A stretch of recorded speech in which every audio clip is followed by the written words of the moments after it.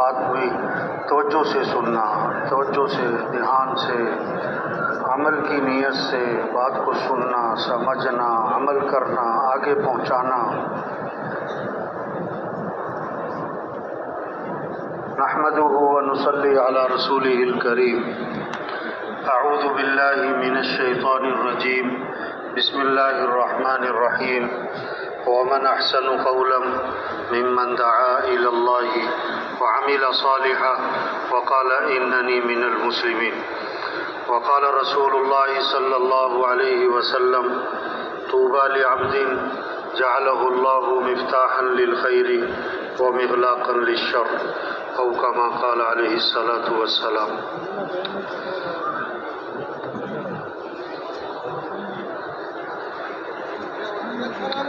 پھر دوستو، اللہ پاک نے ہمیں دنیا میں تھوڑے سے عرصے کے لیے بھیجا ہے۔ قیامت کے دن اللہ پاک فرمائیں گے کم لبثتم فی الارض، دنیا میں کتنا رہ کر آئے؟ قالوا لبثنا یوما او بعض یوم، ایک دن، نہیں، دن کا بھی تھوڑا سا حصہ، چھوٹی سی زندگی، دن کا بھی تھوڑا سا حصہ ہے۔ اصل زندگی میرے بھائیو آخرت کی ہے، جو موت کے بعد شروع ہوتی ہے۔ لوگ کہتے ہیں نا مستقبل سنوارو، بالکل ٹھیک بات کہتے ہیں۔ مستقبل کو سامنے رکھو، مستقبل کی فکر کرو، بیٹا اپنے مستقبل کو سوچو، بہت بالکل صحیح جملے، بالکل۔ لیکن مستقبل ہے کیا بھائی؟ مستقبل موت سے شروع ہوتا ہے بھائی۔ ہاں، مستقبل مرنے کے بعد کی زندگی، موت کے بعد۔ ہاں، ہم دنیا میں دنیا بنانے نہیں آئے، ہم دنیا میں آخرت بنانے آئے۔ ہاں، جو پیدا ہوا اسے مرنا بھی ہے۔ پیدا ہونے کا مطلب ہی ہے کہ مر جانا ہے۔ جیسے گاڑی میں سوار ہونے کا مطلب ہی ہے کہ کہیں جا کے اتر جانا ہے۔ دنیا میں آدمی بعد میں آتا ہے اور اس کے جانے کا وقت پہلے طے ہو چکا ہوتا ہے۔ اچانک اتفاقاً بے وقت کوئی نہیں مرتا، ہر آدمی اپنے وقت پہ مرتا ہے۔ ہاں، دنیا میں آنے کی ترتیب ہے۔ باپ سے پہلے بیٹا کوئی نہیں آتا، جانے کی کوئی ترتیب نہیں۔ دادا موجود پوتا گیا، ابا موجود بیٹا گیا، اماں موجود بیٹی گئی۔ ہاں، کتنے لوگ ہیں جو سورج کا طلوع دیکھتے ہیں، غروب نہیں دیکھ پاتے۔ درزی کو کپڑے سلنے دیتے ہیں، ابھی کپڑے سل کے نہیں آئے تھے کہ کفن سل جاتے۔ پتہ نہیں کس کس کا کفن بازار میں آ چکا ہے۔ ہاں، جانا ہے، رہنا نہیں ہے۔ ایک آدمی کہنے لگا میں مرتے مرتے بچ گیا، دوسرے نے کہا بھائی بچتے بچتے مری جاؤ گے، کون بچا ہے؟ ہاں، انبیاء بھی گئے، صحابہ بھی گئے، اولیاء بھی گئے، بڑے بڑے حکمران بھی گئے، سب ہم سب کے بارے میں ایک دن خبر آئے گی کہ فوت ہو گئے۔ ہاں، اور سننے والے کہیں گے انا للہ و انا الیہ راجعون، اور فوراً پوچھیں گے جنازہ کب ہے؟ ہاں، اور مجمع لوگ، دوست، احباب، رشتہ دار، پڑوس کب اکٹھے ہوں گے؟ جنازے میں، اور دفنانے میں چند لوگ، اور دفنانے کے آدھے گھنٹے بعد قبر پہ کوئی بھی نہیں ہوگا، کوئی بھی نہیں ہوگا۔ ہاں، یہ دنیا اصل نہیں ہے بھائی، اصل آخرت ہے۔ ایک صحابی نے عرض کیا کہ اللہ کے رسول مجھے نصیحت فرمائیں۔ آپ نے کوئی لمبا چوڑا بیان نہیں، مختصر سی بات کیا فرمایا؟ نماز پڑھو تو یہ سمجھ کر کہ زندگی کی کون سی نماز ہے؟ کہ آخری نماز۔ یہ کسی بوڑھے سے نہیں، کسی بیمار سے نہیں، ہم سب کے لیے ہے۔ ہم خطرے میں کسے سمجھتے ہیں؟ جس کو ڈاکٹروں نے جواب دیا ہوا ہے کہ پتہ نہیں کب خبر آئی۔ نہیں، پتہ کسی کا بھی کوئی نہیں، پتہ کسی کا۔ ایک ڈاکٹر صاحب مریض کو دیکھا اور دیکھنے کے بعد اس کے بارے میں کہا کہ نہیں یہ نہیں بچے گا بھائی، یہ تو چند دنوں کا مہمان ہے. جواب دے دیا. اللہ کی شان، مریض ٹھیک ہو گیا، ڈاکٹر صاحب فوت ہو گئے. ہاں، ایک ڈرائیور گاڑی چلا رہے تھے تو سرخ اشارہ آیا تو بس روک لی، سرخ اشارہ آیا تو بس روک لی. اب سبز اشارہ آیا، اب وہ بس نہیں چلا رہا. لوگوں نے شور مچایا، وہ بیٹھا ہے، اس کو ہلا کے دیکھا تو ڈرائیور صاحب فوت ہو چکے تھے. ہاں، فوت ہو چکے تھے. ایک ڈاکٹر صاحب کلینک میں نا مریض کو دیکھ رہے تھے اور اس کا ہاتھ پکڑ کے نبض چیک کر رہے، اور نبض دیکھتے اپنا ماتھا جو ہے نا وہ میز پہ ٹکا دیا. اب مریض ڈاکٹر صاحب سے کہہ رہا ڈاکٹر صاحب کیا ہوا؟ تو دیکھا تو ڈاکٹر صاحب فوت ہو چکے تھے. ہاں، جانا ہے بھائی. ایک مولانا صاحب جنازہ پڑھا رہے تھے، 2 تکبیریں ہوئی نا تو مولانا صاحب بھی گر گئے، دیکھا تو فوت ہو گئے. ارے کیا زندگی ہے بھائی، دھاگا ہاں کچا، پتہ نہیں کب ٹوٹا. آپ صلی اللہ علیہ وسلم نے فرمایا کپڑے والا کپڑے کو پھاڑتا ہے، بعض اوقات آخر میں ایک دھاگا اٹکا رہ جاتا ہے، بس یہ جیسے دھاگا اٹکا ہوا ہے ابھی ٹوٹا، بس اسی طرح دنیا کی زندگی پتہ نہیں کب ختم. ہاں، آپ صلی اللہ علیہ وسلم نے ایک ہاتھ لمبا فرمایا، ایک ہاتھ پیچھے اپنی گدی پہ رکھا. فرمایا یہ آدمی کی تمنائیں ہیں، امیدیں ہیں، خواہشات ہیں، اور یہ سر پہ موت بیٹھی ہوئی.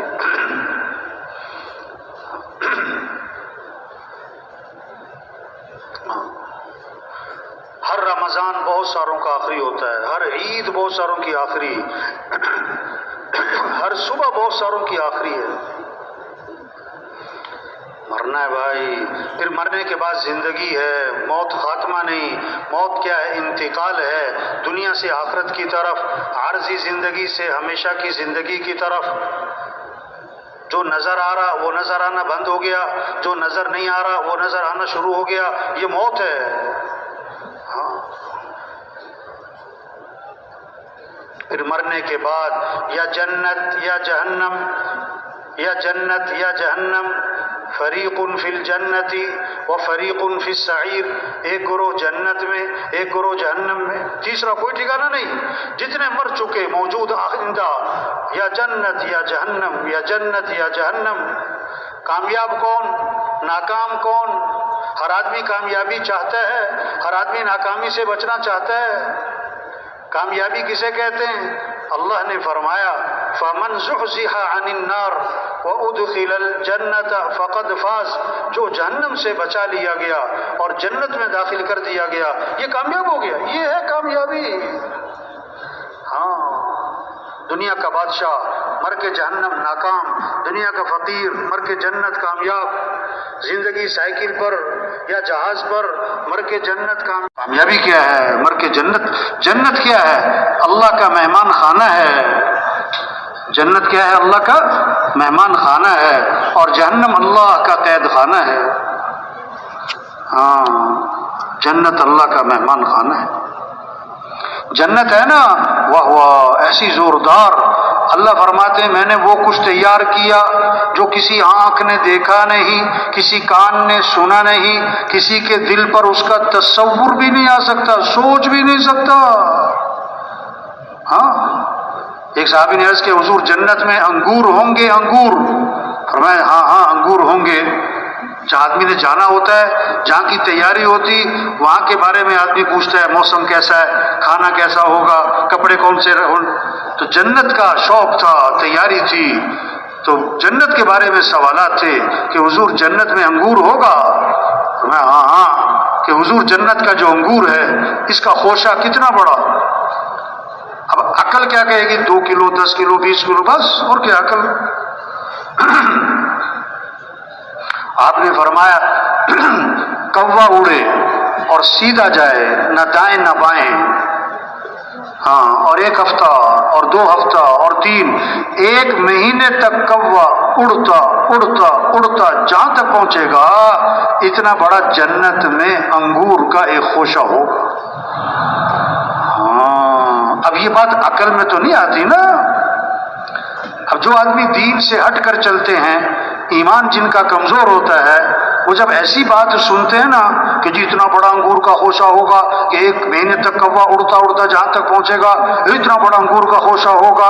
اب جن کا ایمان بہت کمزور ہوتا ہے وہ کہتے ہیں یار یہ کوئی بات ہے مولانا صاحب کی کرنے والی، یہ کوئی عقل کی بات ہے یار. کہتے ہیں نا ارے بھائی اللہ نے یہی تو فرمایا کہ یہ بات عقل میں نہیں آ سکتی. عقل میں ہاں اللہ سب کو جنت عطا فرمائے. یہی تو محنت ہے تبلیغ میں. آپ صلی اللہ علیہ وسلم نے فرمایا جنت کی نعمتوں میں سے کوئی نعمت اتنی مقدار کی جو ایک ناخن اٹھا لے، ناخن اگر اس دنیا میں ظاہر کر دی جائے تو 7 زمین 7 آسمان اس سے چمک اٹھیں گے. ہاں خدا نخواستہ اگر جہنم ہے اللہ سب کی حفاظت فرمائے تو سب سے چھوٹا عذاب، سب سے ہلکا عذاب کیا ہوگا؟ آگ کے جوتے پہنائے جائیں گے اور اس سے دماغ ایسے کھولے گا جیسے ہنڈیا میں پانی کھولتا ہے، اور وہ یہ سمجھ رہا ہوگا کہ جہنم کا سب سے سخت عذاب مجھے دیا جا رہا ہے، حالانکہ وہ سب سے ہلکا عذاب ہوگا. ہاں تو مرنے کے بعد یا جنت یا جہنم.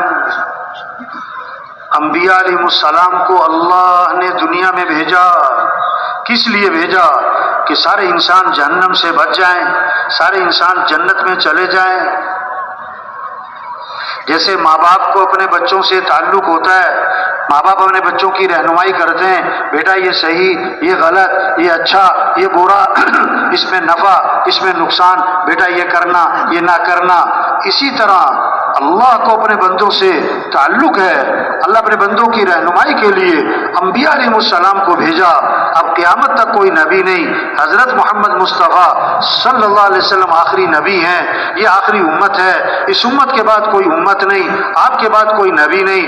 اب وہ انبیاء والی جو محنت ہے وہ اللہ نے اس امت کو دی ہے. ہاں پہلے نبی آتے تھے کسی ایک قوم کے لیے، کسی ایک ملک کے لیے، کسی ایک زمانے کے لیے، اور حضرت محمد مصطفیٰ صلی اللہ علیہ وسلم نبی بن کر آئے پورے عالم کے لیے اور قیامت تک کے زمانے کے لیے. اب پورا عالم ہماری محنت کا میدان ہے اور پورا دین زندہ ہو اور پوری دنیا میں زندہ ہو، یہ ذمہ داری ہے، یہ مسلمان کا کام ہے. یہ تبلیغ کی محنت، یہ اجتماع، یہ 4 ماہ، یہ چلہ، یہ 3 دن، یہ گشت، یہ مشورہ، یہ کیا ہے کہ مسلمان اپنی حیثیت کو پہچانے، مسلمان اپنی ذمہ داری کو پہچانے، مسلمان اپنی زندگی کے مقصد کو پہچانے. مسلمان بھول گیا. ہاں نماز پڑھنا بھولا نہیں، چھوٹی ہے. زکوٰۃ نہ دینے والے بھولے نہیں، چھوٹ گئی، مانتے ہیں کہ زکوٰۃ دینی چاہیے.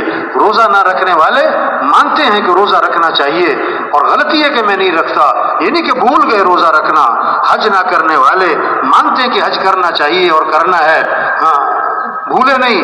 لیکن ایک مسلمان نماز پڑھتا ہے اور روزہ رکھتا ہے اور زکوٰۃ دیتا ہے اور حج کرتا ہے اور اعتکاف بیٹھتا ہے اور عمرے کرتا ہے، بڑے بڑے صدقے خیر کے کام کرتا ہے، پہلی صف میں نماز ہے، تہجد کا اہتمام ہے، اشراق کے بعد مسجد سے نکلنا ہے. ماشاءاللہ بڑے بڑے خیر کے کام ہیں، بہت اونچے اعمال ہیں. اللہ سب کو یہ توفیق عطا فرمائے. لیکن اس نے دین کا کام، دین کی محنت، اعلاء کلمت اللہ، دین کا احیاء، دین کی نشر و اشاعت، اللہ کے پیغام کو لے کے پھرنا، لوگوں کو اللہ کی طرف بلانا، لوگوں کو دین پر لانا، لوگوں سے توبہ کروانا، اس محنت کو چھوڑ دیا تو کیا ہوا؟ وہ اپنے آپ کو قصوروار بھی نہیں سمجھ رہا. کیوں؟ کہ وہ اس بات کو مانتا ہی نہیں کہ میرے سے غلطی ہو رہی. میں نماز تو پڑھتا ہوں، میں روزہ تو رکھتا ہوں،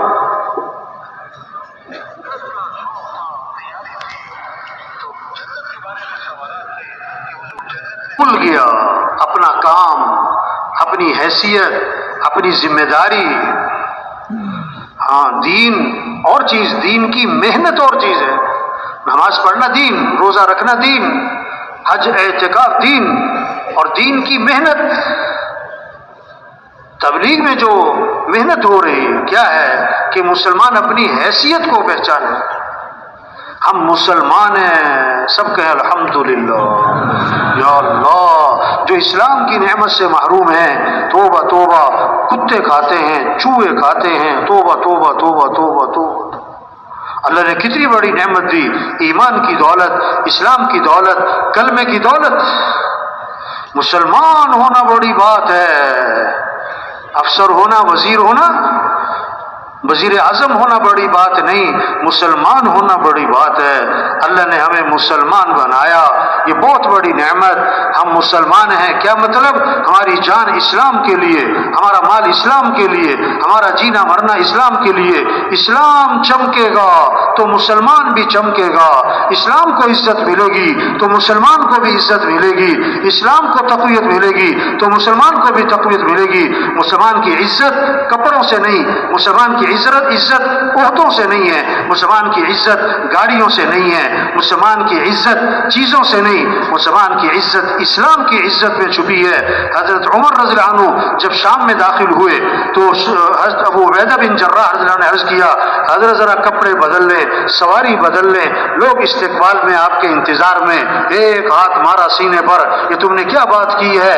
ہماری عزت کپڑوں سے ہے، ہماری عزت سواریوں سے ہے، اور کوئی اور ایسی بات کہتا تو میں بڑی سخت سزا دیتا. اور ایک بہت طاقتور جملہ ارشاد فرمایا اور قیامت تک کے مسلمانوں کو پیغام دیا، کیا؟ اعزنا اللہ بالاسلام. اللہ نے ہمیں جو عزت دی ہے وہ اسلام کی وجہ سے دی ہے، اور اگر اسلام کو ہم چھوڑیں گے اللہ ہمیں ویسے ہی ذلیل کرے گا جیسے پہلے ہم ذلیل تھے. ہاں، ہم مسلمان ہیں، ہم مسلمان ہیں. مولانا یاسر رحمۃ اللہ علیہ میواتیوں پر ایسی محنت فرمائی، اتنا دینی شعور زندہ کر دیا کہ ایک میواتی بوڑھا سامنے بیٹھا تھا تو مولانا یاسر رحمۃ اللہ علیہ تشکیل فرما رہے اور اس بوڑھے سے فرمانے لگے، ارے تو مسلمانوں کی عزت چاہے کہ نہ چاہے، ارے تو مسلمانوں کی عزت چاہے کہ نہ چاہے. تو بوڑھا میواتی کہنے لگا، حضرت میں تو اسلام کی عزت چاہوں، میں تو اسلام کی عزت چاہوں. ہاں، یہ محنت ہو رہی. ہم مسلمان ہیں اور ہم حضرت محمد مصطفیٰ صلی اللہ علیہ وسلم کے امتی ہیں، اور قیامت تک کوئی نبی نہیں ہے. اب پورا دین زندہ ہو اور پوری دنیا میں زندہ ہو، سارے مسلمان پورے اسلام پر آئیں اور غیروں کے لیے اسلام کا دروازہ کھلے، اور ملکوں کے ملک اسلام میں آئیں اور قوموں کی قوم اسلام میں آئیں اور جہنم سے بچیں اور جنت میں جائیں. یہ ہمارا کام ہے، یہ ہماری ذمہ داری ہے. ہاں، بکریاں چرانے والا جنگل میں بکریاں چرا رہا، کہاوت ہے، کہاوت حقیقت نہیں، سمجھانے کے لیے. شیر کا بچہ مل گیا، شیر کا بچہ پکڑا، بکریوں میں لا کے چھوڑا. اب وہ بکریوں میں پلا 1 سال 2 سال 3 سال، بھول گیا کہ میں شیر ہوں. بکریوں میں رہتا رہتا سمجھا میں بھی، بکریاں چاروں طرف نظر آ رہی نا تو سمجھا میں بھی بکری.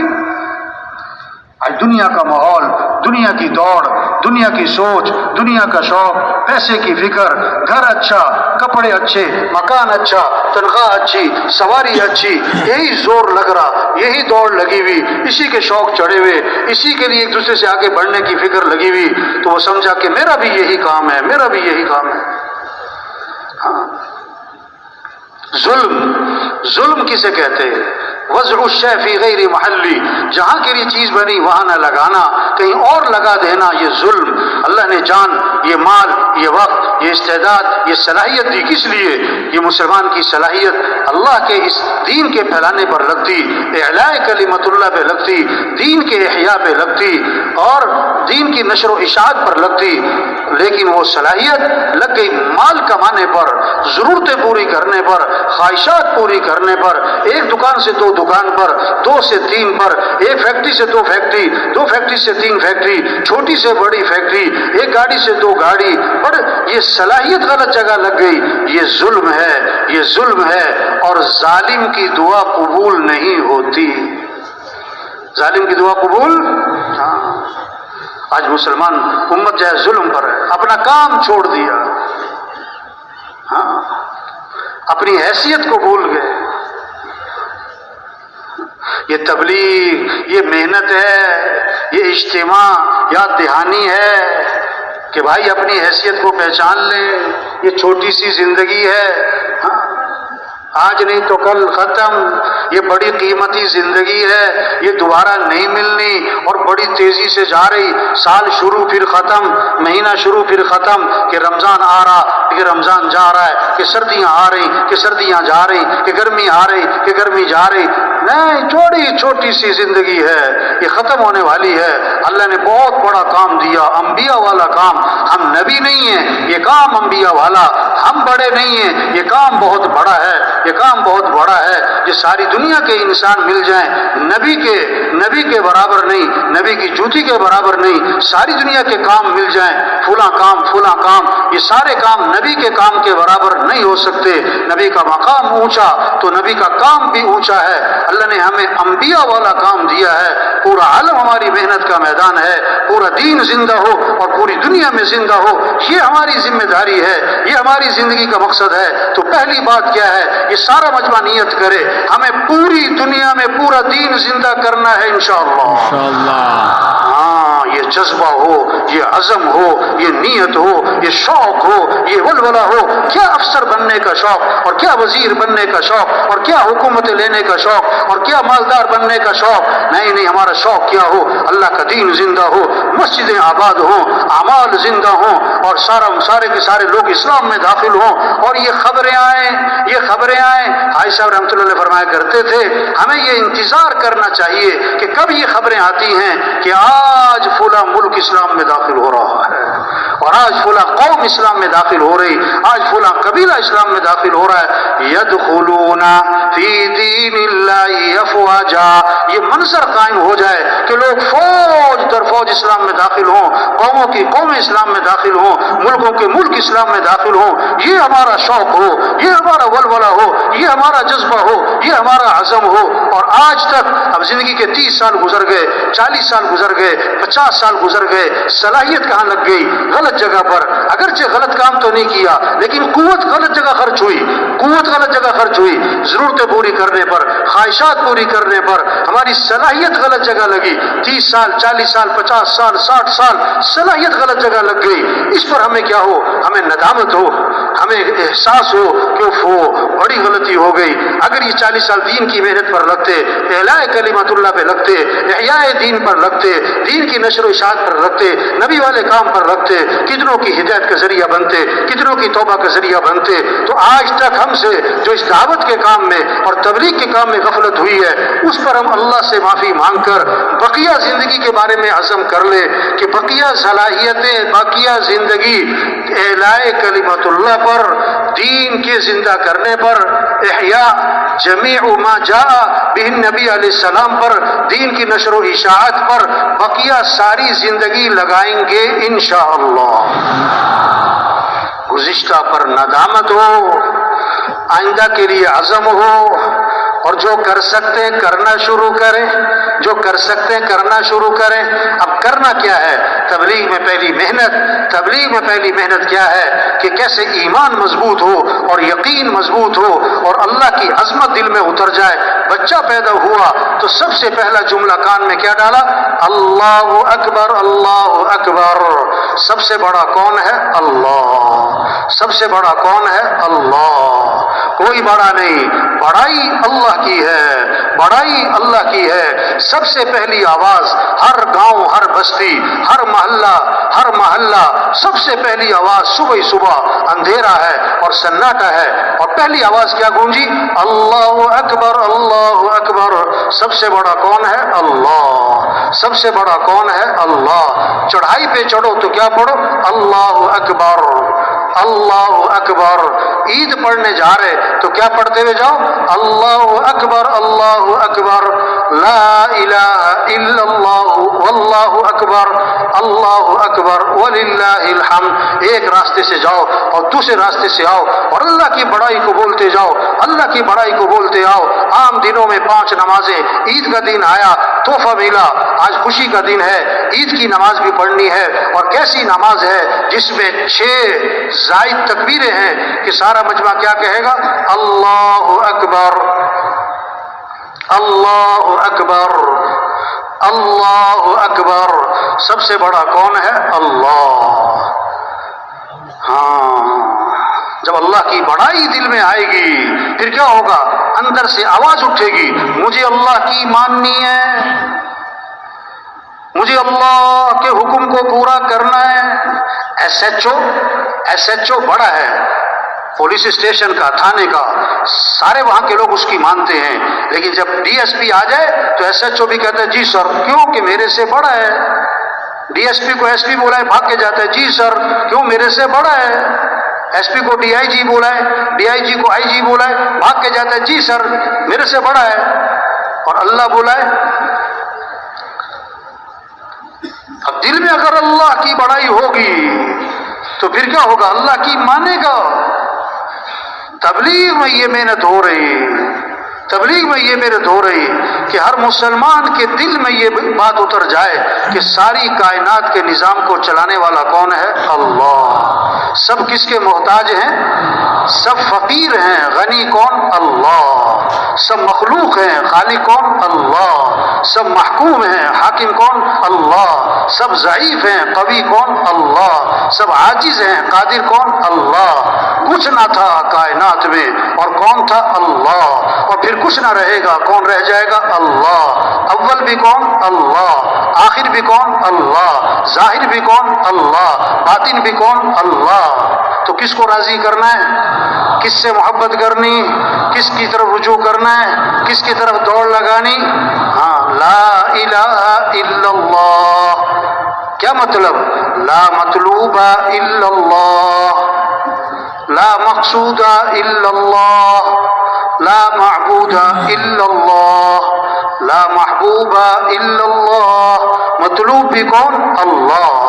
مقصود بھی کون؟ اللہ۔ معبود بھی کون؟ اللہ۔ محبوب بھی کون؟ اللہ۔ جسے اللہ ملا اسے سب کچھ ملا، اور جسے اللہ ہی نہ ملا اسے تو اے دنیا کے تاجروں، زمینداروں، اور اے دنیا کے مالداروں اور حکمرانوں، اور اے دنیا کے سرداروں اور وزیروں، دوڑ لگاؤ کس کی طرف؟ اللہ کی طرف۔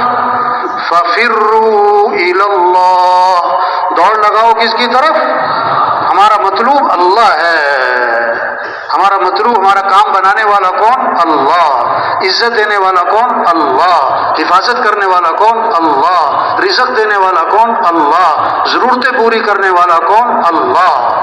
گھر میں 10 عورتیں بیٹھی ہیں، 10 عورتیں، بچہ چھوٹا 1 سال 1.5 سال، گھٹنوں کے بل چلے، خالہ بیٹھی، پھوپھی بیٹھی، چچی بیٹھی، تائی، نانی، ممانی بیٹھی، 10 عورتوں میں اس کی ماں بیٹھی ہے، اور بچہ بیچ میں کھیل رہا، بھوک لگے، پیاس لگے تو گھٹنوں کے بل چلتا ہوا کدھر جائے گا؟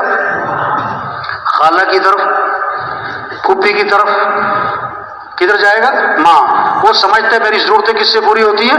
ماں سے۔ تو سارے انسانوں کی ضرورتوں کو پورا کرنے والا کون؟ اللہ۔ تو سب کا رجوع کس کی طرف ہو؟ ہاں، مانگنا ہے تو کس سے مانگنا؟ اذا سألت فاسأل اللہ، مانگنا ہے تو کس سے مانگنا؟ اللہ سے۔ مدد چاہیے، وَإِذَا اسْتَعَنْتَ فَاسْتَعِنْ بِاللَّهِ، مدد چاہیے تو مدد کرنے والا کون ہے؟ اللہ۔ راضی کرنا ہے تو کس کو راضی کرو؟ وَرِضْوَانٌ مِّنَ اللَّهِ أَكْبَرُ ذَلِكَ هُوَ الْفَوْزُ الْعَظِيمُ۔ اللہ کو راضی کرنا یہ بہت بڑی بات، اور یہی تو سب سے بڑی کامیابی ہے، یہ ہے سب سے بڑی کامیابی۔ وَقَالَ رَبُّكُمْ ادْعُونِي أَسْتَجِبْ لَكُمْ، تمہارا رب یہ کہتا ہے میرے سے مانگو، میں تمہاری مانگ کو قبول کروں گا، میرے سے مانگو۔ سب محتاج ہیں، سب ضعیف ہیں، سب خود محتاج اور ضعیف اور کمزور، حاجت پوری کرنے والا اللہ ہے، مشکل کشا اللہ ہے، حاجت روا اللہ ہے، ضرورتیں پوری کرنے والا اللہ ہے، اس اللہ سے مانگنا ہے۔ وَقَالَ رَبُّكُمْ ادْعُونِي، تمہارا رب یہ کہتا ہے میرے سے مانگو، میرے سے، أَسْتَجِبْ لَكُمْ، میں تمہاری مانگ کو قبول کروں گا۔ کوئی کدھر جا رہا ہے، کوئی کدھر جا رہا ہے، کوئی کدھر بھاگ رہا ہے۔ بھائی صاحب رحمۃ اللہ علیہ یہ جملہ بہت دہراتے تھے، اللہ کے علاوہ کسی سے کوئی امید نہ ہو، اللہ کے علاوہ کسی سے کوئی مطالبہ نہ ہو، امیدیں ہوں تو کس سے ہو؟ اللہ سے، مطالبہ ہو تو کس سے ہو؟ اللہ سے۔ ہاتھ اٹھائیں کس کے سامنے؟ ہاتھ پھیلائیں کس کے سامنے؟ ہاں، جیسے غریب محتاج، ہمارا مالدار بھی محتاج ہے بھائی، ہمارا صدر وزیر سب محتاج ہے بھائی، سمد ایک اللہ ہے، غنی ایک اللہ ہے۔ یا ایھا الناس انتم الفقراء الی اللہ، اے لوگو تم سب کے سب فقیر ہو، اور غنی کون ہے؟ اللہ۔ کلکم جائع الا من اطعمته فاستطعمونی اطعمکم، تم سب کے سب بھوکے ہو، اللہ خود فرما رہے میں کھلانے والا ہوں، میرے سے مانگو میں تمہیں کھلاؤں گا۔ کلکم عار الا من کسوتہ فاستکسونی اکسکم، تم سب کے سب ننگے ہو، میں پہنانے والا ہوں، میرے سے مانگو میں تمہیں پہناؤں گا۔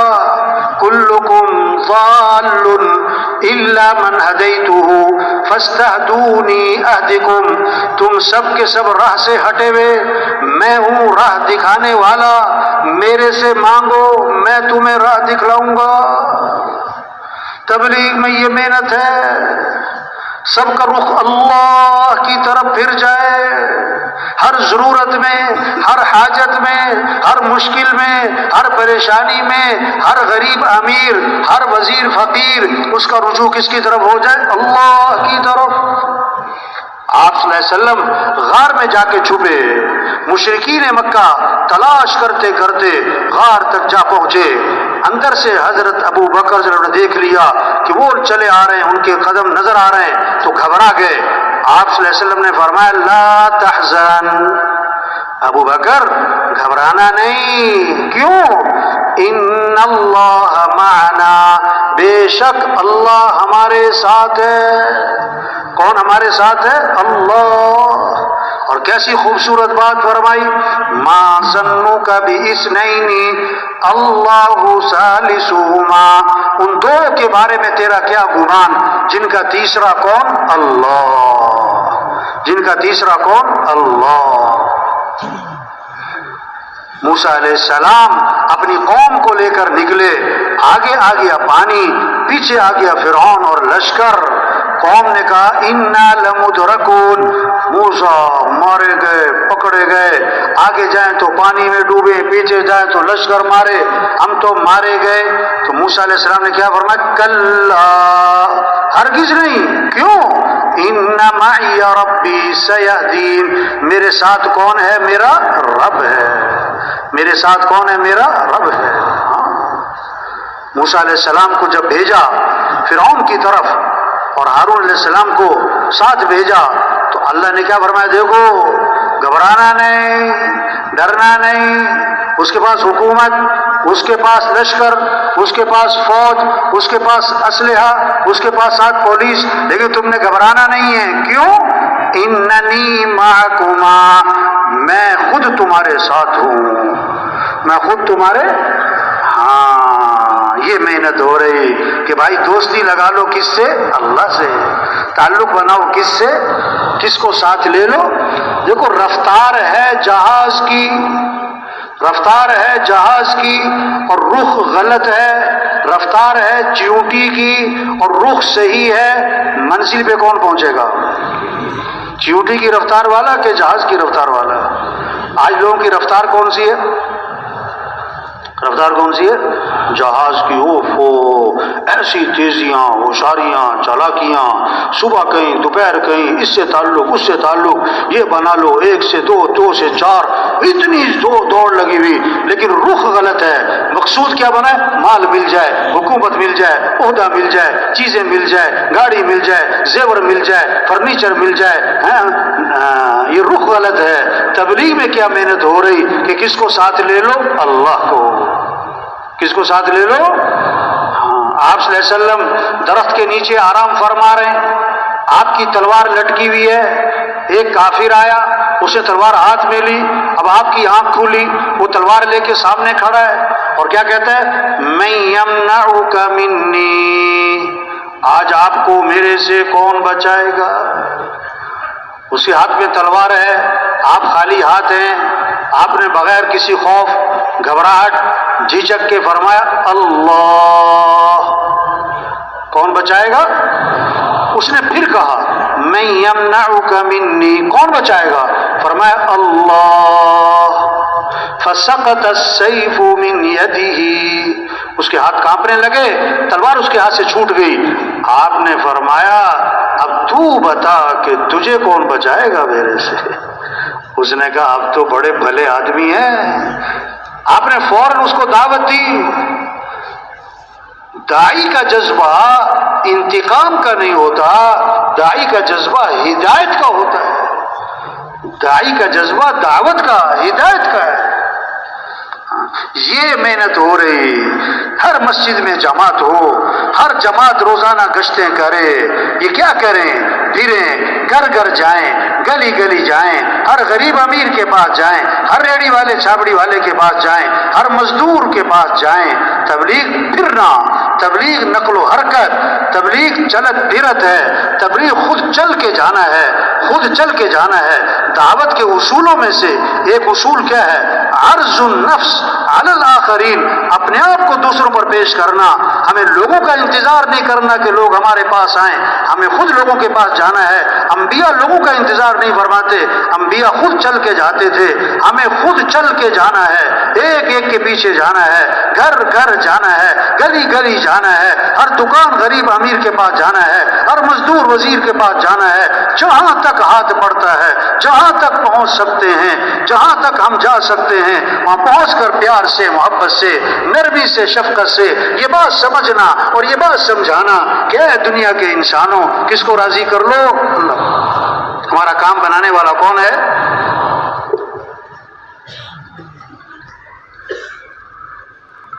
لوگوں کا رخ صحیح کرنا ہے بھائی۔ دیکھو ایک لکھو، کیا لکھو بھائی؟ پھر لگاؤ صفر، کتنے ہو گئے؟ 10، دوسرا صفر 100، تیسرا صفر، چوتھا صفر، پانچواں صفر 1 لاکھ، 10 لاکھ، 1 کروڑ، 10 کروڑ، 1 ارب، 10 ارب، 1 ارب، 10 ارب، صفریں لگائی جاؤ، لگائی جاؤ، لگائی جاؤ۔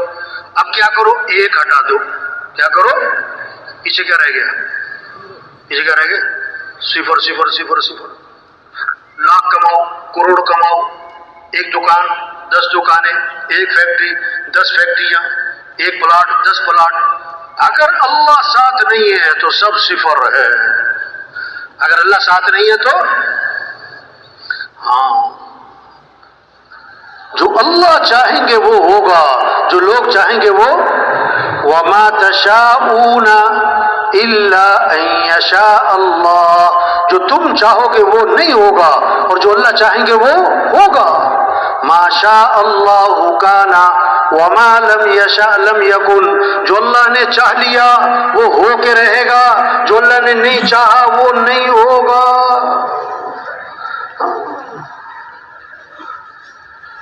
اذا اراد شيئا ان يقول له كن فيكون، ہاں جب اللہ ارادہ فرماتے ہیں، فرماتے ہو جا تو ہو جاتا ہے۔ اللہ کے لیے آسان بھی آسان ہے، اللہ کے لیے مشکل بھی آسان ہے، اللہ کے لیے ناممکن بھی آسان ہے۔ اللہ کو ساتھ لیں، ہمارا مطلوب اللہ ہے، ہمارا مقصود اللہ ہے، کام بنانے والا اللہ ہے۔ تؤتی الملک من تشاء وتنزع الملک ممن تشاء وتعز من تشاء وتذل من تشاء، اللہ جسے چاہیں بادشاہ دیں، جس سے چاہیں بادشاہ چھین لیں، جس کو چاہیں عزت دیں، جس کو چاہیں ذلیل کر دیں۔ یخلق ما یشاء، جو چاہیں پیدا کرے۔ یہب لمن یشاء اناسا ویہب لمن یشاء الذکور، جسے چاہیں بیٹے دیں، جسے چاہیں بیٹیاں دیں، جسے چاہیں بیٹے بیٹیاں دونوں دیں، اور جسے چاہیں نہ بیٹا دیں نہ بیٹی دیں۔ بھائی اللہ کو ساتھ لے لو بھائی، اللہ کو، اور اللہ کو ساتھ لینے کے لیے محمد الرسول اللہ، حضرت محمد مصطفیٰ صلی اللہ علیہ وسلم کے رنگ میں رنگے جاؤ۔ لقد کان لکم فی رسول اللہ اسوۃ حسنہ، کہ بہترین نمونہ کون ہے؟ کہ حضرت محمد مصطفیٰ صلی اللہ علیہ وسلم ہے۔ ان کنتم تحبون اللہ فاتبعونی، اگر تمہیں اللہ سے محبت ہے تو کیا کرنا ہے؟ حضرت محمد صلی اللہ علیہ وسلم کی اتباع کرنا ہے۔ ما آتاکم الرسول فخذوہ وما نہاکم عنہ فانتہوا، اللہ کے رسول جو کرنے کو کہیں کر لو، اللہ کے رسول جس سے روکے رک جاؤ۔ ساری خیریں، ساری برکتیں، ساری بھلائیاں اللہ نے حضرت محمد مصطفیٰ صلی اللہ علیہ وسلم کی اتباع میں چھپا کے رکھی ہے۔ اور بھائی یہ ساتھی جو کھڑے ہیں بھائی تشریف رکھیں بھائی یہ چلنا پھرنا جو ہے بھائی سب سے گزارش ہے، دیکھو بھائی یہ کون سا کوئی روز روز کا اجتماع ہے؟ خیریں، ساری برکتیں، ساری بھلائیاں، ساری خوشیاں اللہ نے حضرت محمد مصطفیٰ صلی اللہ علیہ وسلم کی اتباع میں چھپا کے رکھی ہیں۔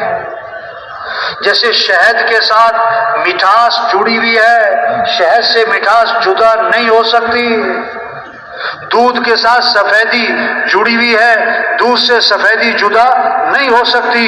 حضرت محمد مصطفیٰ صلی اللہ علیہ وسلم والے اعمال کے ساتھ کامیابیاں جڑی ہوئی ہیں، خیریں جڑی ہوئی ہیں، برکتیں جڑی ہوئی ہیں، خوشیاں جڑی ہوئی ہیں۔ سارے مسئلوں کا حل اللہ نے حضرت محمد صلی اللہ علیہ وسلم کی اتباع میں چھپا کے رکھا ہے۔ ہاں، کامیابی اللہ کے ہاتھ میں ہے، اللہ کے بغیر کامیابی نہیں ملے گی، اور اللہ نے کامیابی اپنے دین میں رکھی ہے، دین کے بغیر کوئی کامیابی نہیں ہے۔ اللہ نے عزت دینے والے اللہ ہیں، اور اللہ نے عزت دین میں رکھی ہے، دین کے بغیر کوئی عزت نہیں ہے، دین کے بغیر کوئی حفاظت نہیں ہے، دین کے بغیر کوئی مسئلے حل نہیں ہوں گے۔ روح نکل جائے تو جسم مردہ ہے، چاہے پہلوان ہو چاہے وزیر ہو، جب جس دین زندگیوں سے نکل گیا تو گھر گھر مسائلستان ہے۔ مسئلوں کا حل پیسوں سے نہیں ہے بھائی، مسئلوں کا حل حکومتوں کے بدلنے سے نہیں ہے بھائی، مسئلے حل کرنے والے اللہ ہیں۔ اللہ مسائل کو حل کرے کوئی بگاڑ نہیں سکتا، اللہ بگاڑے کوئی بنا نہیں سکتا، اللہ حالات کو سنوار دے کوئی خراب نہیں کر سکتا، اللہ حالات بگاڑ دے کوئی سنوار نہیں سکتا۔ الا لہ الخلق والامر، پیدا کرنے والا بھی اللہ اور امر بھی اللہ کا چلتا ہے۔ کتنا رونا ہے، حالات خراب ہیں، حالات بگڑ گئے ہیں، پریشانیاں بہت ہیں، تو حالات سنوارنے والا کون ہے؟ اللہ ہے۔ تو رجوع کریں کس کی طرف؟ معاملہ کس سے ٹھیک کریں؟ اللہ سے۔ جب اللہ راضی ہوتے ہیں، جب اللہ راضی ہوتے ہیں تو پھر کیا ہوتا ہے؟ پھر اللہ بارشوں کے نظام کو ٹھیک کرتے ہیں، پھر وقت پر بارشیں ہوتی ہیں، وقت پر بارشیں ہوتی ہیں، ضرورت کے وقت بارشیں ہوتی ہیں۔ جب اللہ راضی ہوتے ہیں تو پھر کیا ہوتا ہے؟ مال سخیوں کے ہاتھ میں جاتا ہے، جو لوگوں پر خرچ کریں، بیواؤں پہ خرچ کریں، یتیموں پہ خرچ کریں، ضرورت مند لوگوں پہ خرچ کریں۔ جب اللہ راضی ہوتے ہیں تو حکمران دین والے، ایمان والے، حیا والے، اخلاق والے، تقوی والے، جن میں اللہ کا خوف ہوتا ہے، انسانیت کی ہمدردی ہوتی ہے، جن میں جنت کا شوق ہوتا ہے، آخرت کی فکر ہوتی ہے، مرنے کے بعد اٹھنا، حساب کتاب، اس کا یقین ہوتا ہے، اہل حکمران ہوتے ہیں، اہل حکمران ہوتے ہیں۔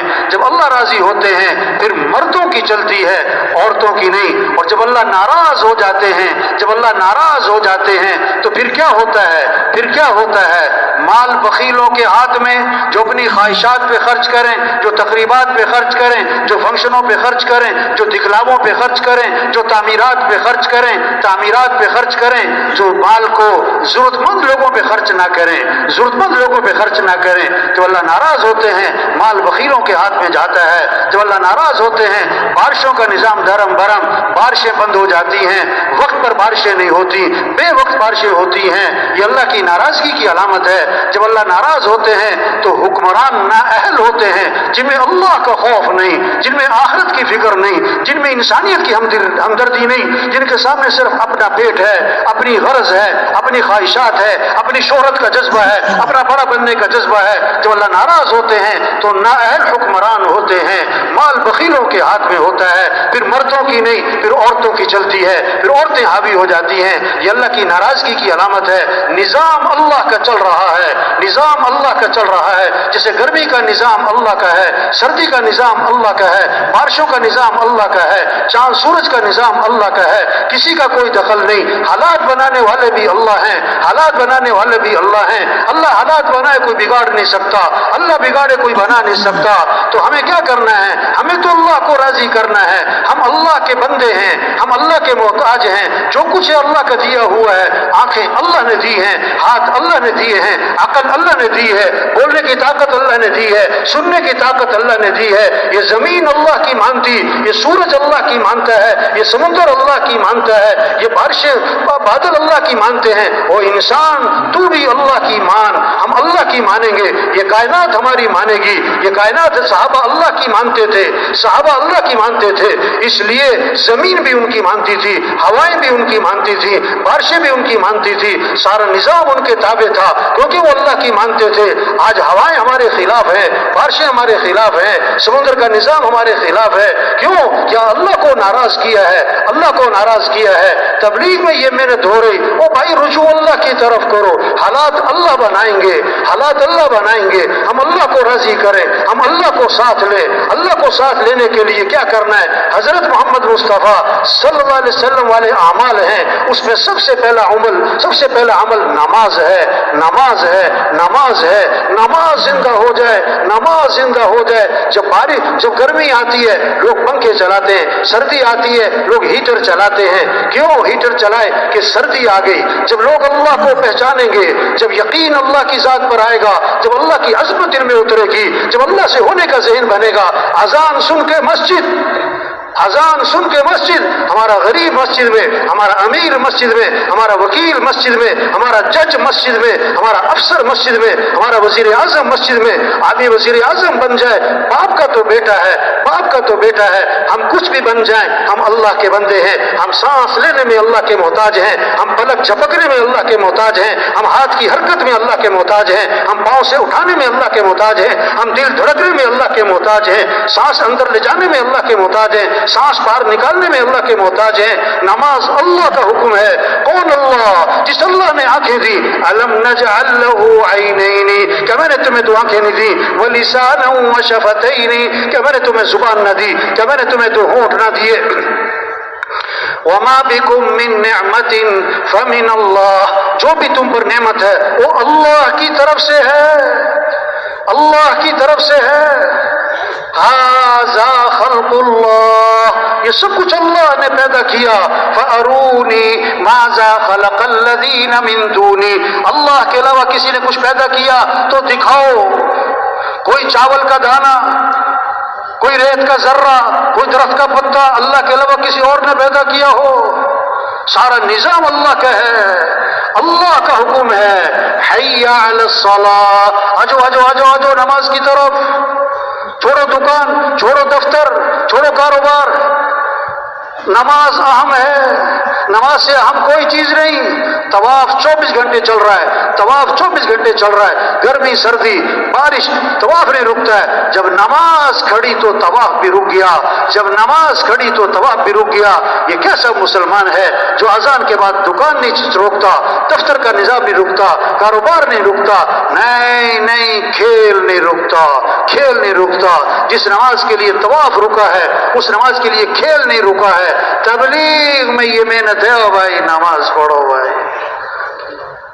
اللہ کو جو پہچانے گا وہ اللہ کی مانے گا۔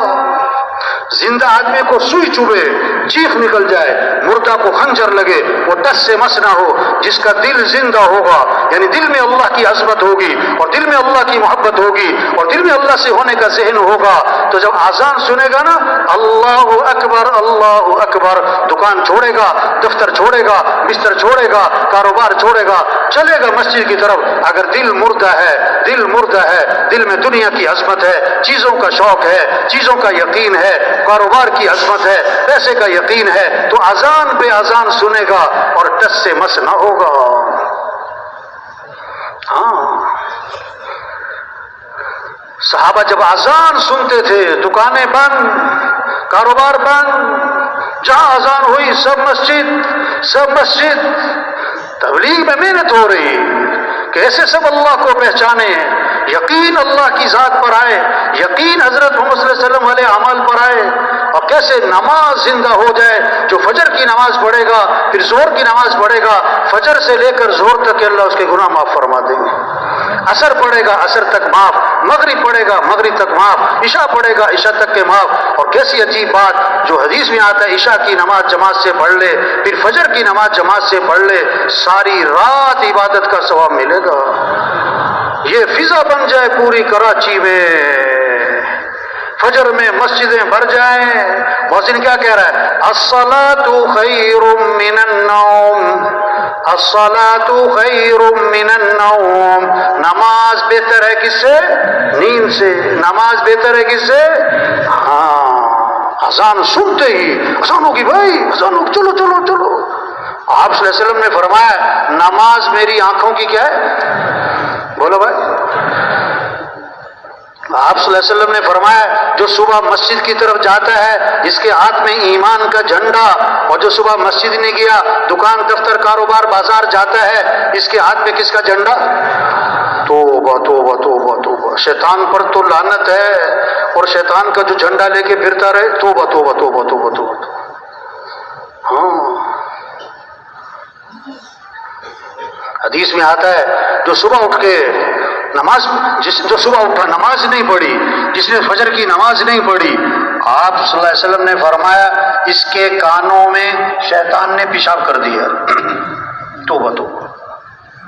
اور فرمایا یہ خبیث النفس ہے، اس کا نفس خبیث، نجس، گندا۔ توبہ توبہ۔ اب دیکھیں ہر محلے میں کتنے لوگ ہیں جو فجر میں نہیں ہوتے۔ حضرت عمر رضی اللہ عنہ نے فجر کی نماز میں ایک صحابی کو نہیں دیکھا، تو گھر سے جا کے پتہ کیا، ان کی والدہ نے کہا وہ ساری رات نوافل پڑھتے رہے، فجر میں آنکھ لگ گئی، فجر میں آنکھ لگ گئی۔ حضرت عمر رضی اللہ عنہ نے فرمایا اگر یہ ساری رات سوتے رہتے اور فجر کی نماز مسجد میں پڑھ لیتے یہ زیادہ بہتر تھا ان کے لیے۔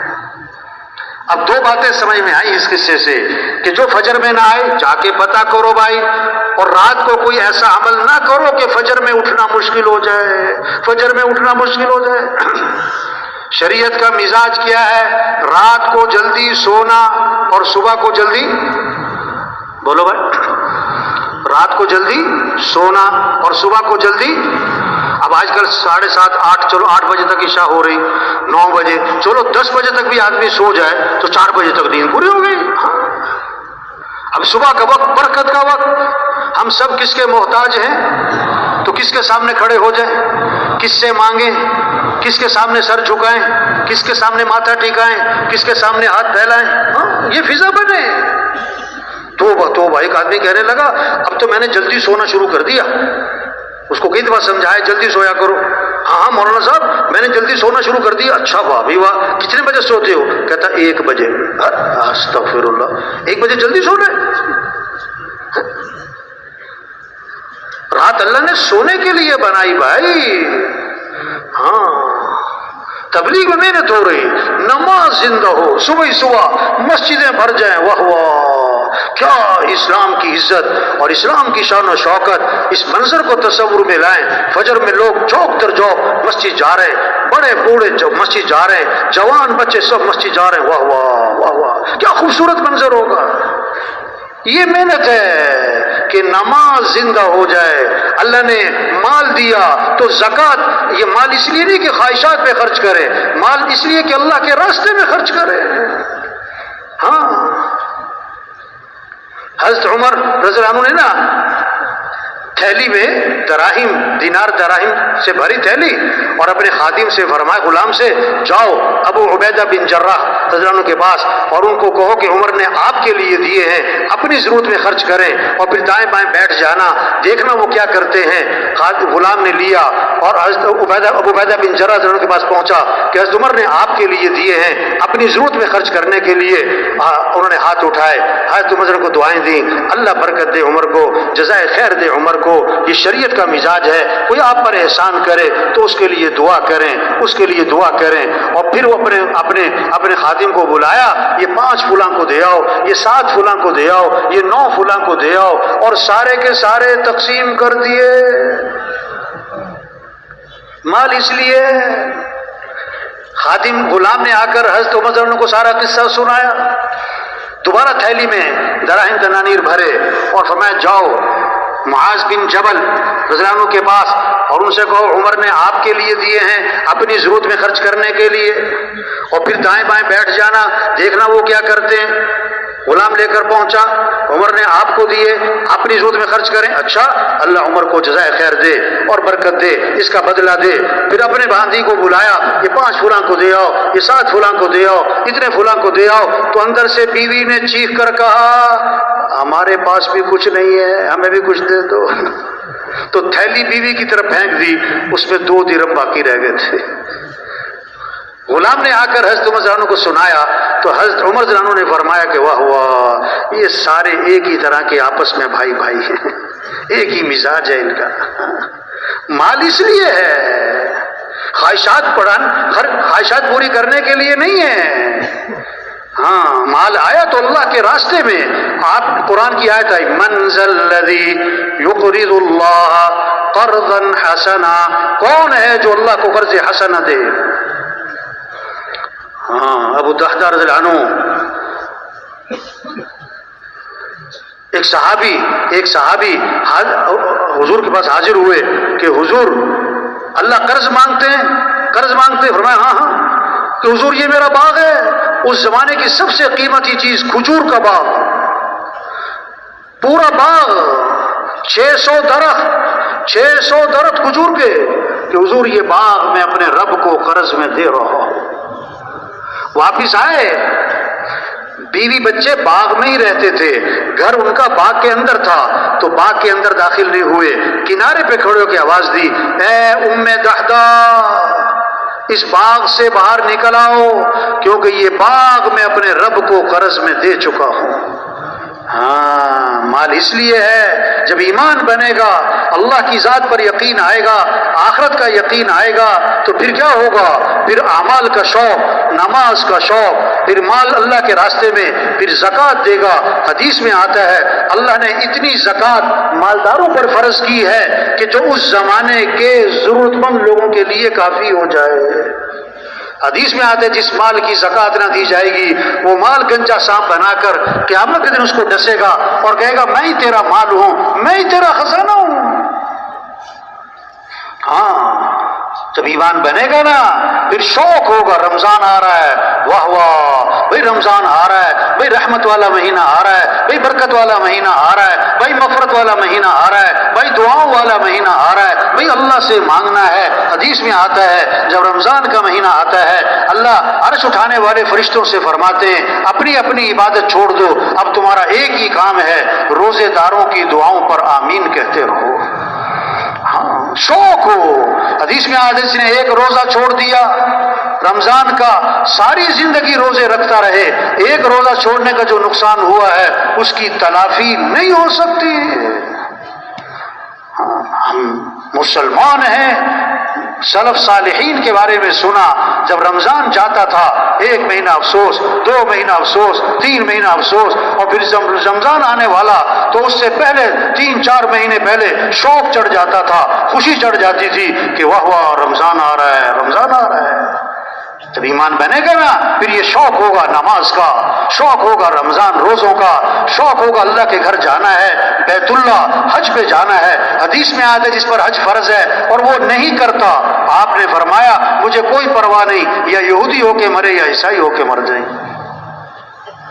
یہ فکر کرنی ہے تبلیغ میں، کہ کیسے نماز زندہ ہو، رمضان ہے تو روزہ زندہ ہو، ہاں کیسے ہر مسلمان زکوٰۃ دینے والا، حج کرنے والا جس پر فرض ہے، ہر مسلمان دین سیکھنے والا بن جائے، شوق پیدا ہو، تاجر تجارت کے مسائل کو سیکھے، زمیندار زمیندارے کے مسائل کو سیکھے، مالدار مال سے متعلقہ احکام کو سیکھے، ہاں ڈاکٹر صاحب ڈاکٹری سے متعلقہ جو اللہ کے احکام ہیں اس کو سیکھیں۔ دین سیکھنے سے آتا ہے، بغیر سیکھے نہیں آتا۔ گاڑی چلانا کہ سیکھنا پڑتا ہے، درزی کا کام کہ سیکھنا پڑتا ہے، باورچی کھانا پکانا کہ سیکھنا پڑتا ہے۔ ایک ذہن بنا ہوا ہے بھی ہر کام سیکھنا پڑتا ہے۔ ارے بھائی اسلام بھی سیکھنا پڑتا ہے، دین بھی سیکھنا پڑتا ہے۔ ڈاکٹر کے گھر پیدا ہوا تو ڈاکٹر تھوڑا بنے گا، محنت سے ڈاکٹر بنے گا، سیکھے گا تو ڈاکٹر بنے گا۔ اسی طرح مسلمان کے گھر پیدا ہوا، مسلمان تو بن گیا، لیکن بھائی اسلام تو سیکھنا پڑے گا۔